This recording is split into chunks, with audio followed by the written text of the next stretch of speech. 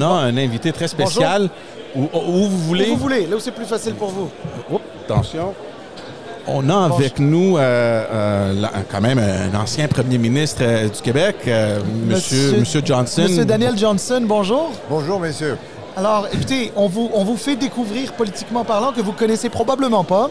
Vous avez raison. Il s'agit d'un balado politique, l'un des rares balados politiques en français. Il y en a d'autres, bien sûr. Mais alors, on est surtout sur Internet. En fait, on est essentiellement sur Internet. On est en ce moment même en direct sur les plateformes, la plateforme YouTube notamment. Monsieur le Premier ministre, vous avez été chef de ce parti-là. À votre avis, qu'est-ce que ressentent aujourd'hui les candidats avant le dévoilement ce soir des résultats? On s'entend beaucoup on dirait des tressaillements intérieurs, des nervosités, peu importe l'expérience qu'on peut avoir. C'est vraiment unique. Une course à la chefferie, dans quelques conditions que ce soit, ça transforme. Ça transforme. Je l'ai fait 2 fois, moi, 83 et 93. Et je sais donc de quoi ils retournent.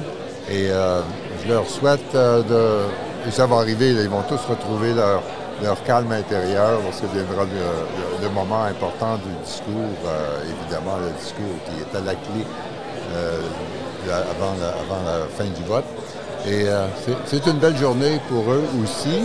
On est heureux de s'être rendu jusque-là. Parce que c'est extrêmement difficile, ça peut durer 30 jours. 30 semaines, pas 30 mois. Non, c'est ça. Mais alors, M. Johnson, vous qui avez déjà fait 2 courses à la direction à une époque où c'était dans les grands arénas, puis là, il fallait faire des négociations pour arriver aux 50% plus 1. Là, aujourd'hui, on est dans un mode de vote qui est une préférentielle. Donc, dans le fond, on va savoir immédiatement. Est-ce qu'on fait juste suivre notre temps ou est-ce qu'il y avait quelque chose d'intéressant dans le fait de pousser les candidats à négocier des ralliements? Bien, ce qu'on peut voir, évidemment, c'est qu'à l'époque, je dirais l'engagement militant était beaucoup plus direct et plus nombreux, c'était plus dense dans les comtés. Les règles faisaient en sorte, pour ceux qui s'en souviennent, qui nous écoutent, il y avait 24 délégués par comté, 8 jeunes et évidemment les 16 moins jeunes.